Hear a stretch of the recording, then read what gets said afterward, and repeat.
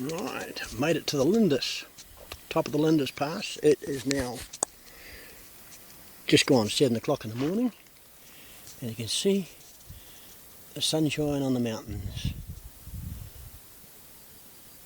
Sweet ass. Come on, go up a shade, thank you. Right, now I'm boiling up my little pot of breakfast. I've also got my porridge already made, but I'm going to take you over here, past all the flowers, and I'm going to read the monument. Ooh. You probably won't be able to see it too good. This monument is to commemorate the centenary of the first liberation of red deer in Otago in March 1871. The deer were presented to the Otago Acclimatisation Society by the 11th Earl of Dalhousie of Brechin in Scotland and shipped to Port Chalmers on the city of Dunedin and the Warrior Queen. 7 deer were liberated in this area after being shipped to Omarama in the paddle steamer Wallace and transported over the Lindis Pass by bullock wagon. These deer formed the basis of the world-renowned Otago Southwestland Red Deer Herd, erected by the New Zealand Deerstalkers Association Incorporated North Otago Branch, March 1971.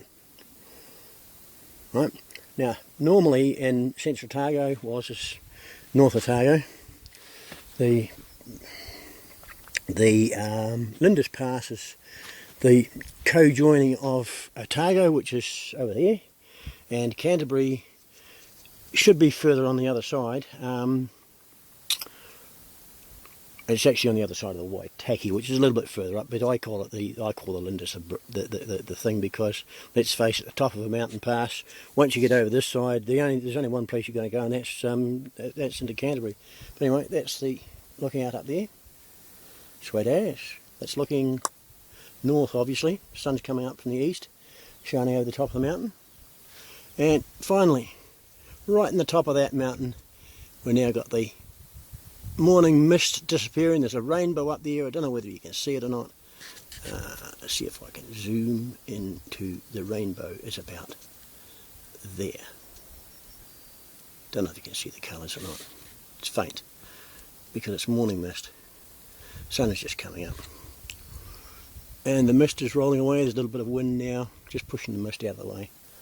But there's still a wee bit of mist in the valley way down the bottom. Sweet. Bye-bye.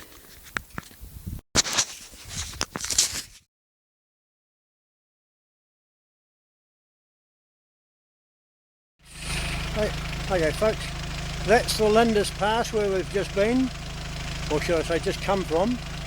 That's headed looking southwest. I'll pan around looking due south about 70 mile that way is my home. Panning around to the east, we're looking up the, or should I say east towards the coast. That's down the lower Waitaki area. Panning around to, in the distance where the road goes away in the distance there is, I'll get the light to be better for us, where the road goes down the distance there's Omarama. Panning around a bit further, we'll see some, off the side of the road here, there are some lovely stone cairns. People have just obviously stopped here and camped, and they've put up these wee stone cairns. There's a few of them. There's one there, there's one there, there's another one there, another one there, another one there. There was a rabbit hole under that one. 3 or 4 or 5, in fact there's probably a quarter of a mile of them. People have put up these, just gathered the stones, put up there, etc.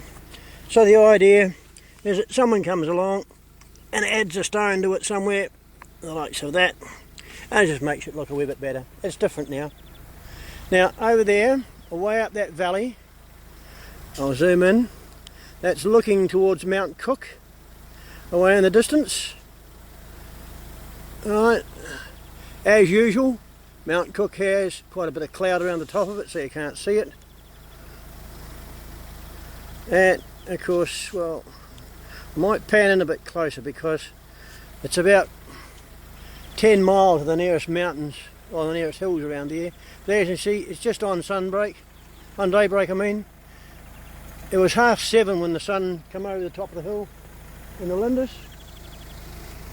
And here's, oh, for Gorgoon, we have 2 trucks. Zoom out so we can see it coming. 2 trucks, one on top of it. Sweet as, you see. Cranking through. Okay, he's on his way down towards Cromwell. 2 trucks, one on top of the other. Saves road users. Sweet as, I'm gone. Oh, before I head away from here, this is the way to travel, folks. I'll pan in and see if I can get them up close. These people are heading up that Lindis Pass. Now that's quite a long, steep climb they got ahead of them, and they're on push bikes. They got all their gear strapped down either side. They're on push bikes, and they got one long way to ride. Anyway, that's them.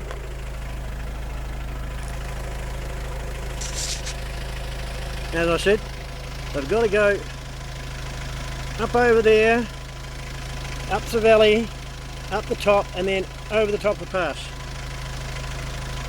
Sweet as.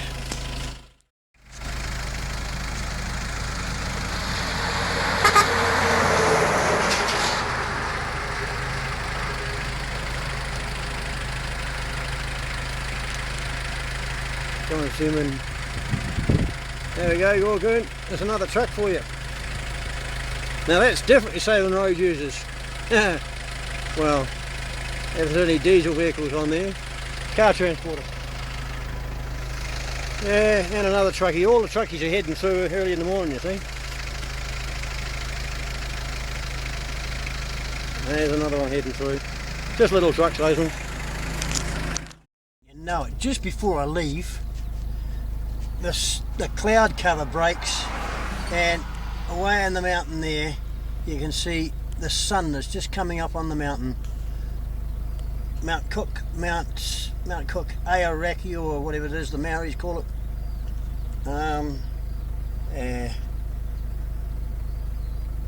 I'll find out the height of it when I get home and give you some information on it. But that's Mt Cook, bottom end of the Southern Alps in South Island, New Zealand.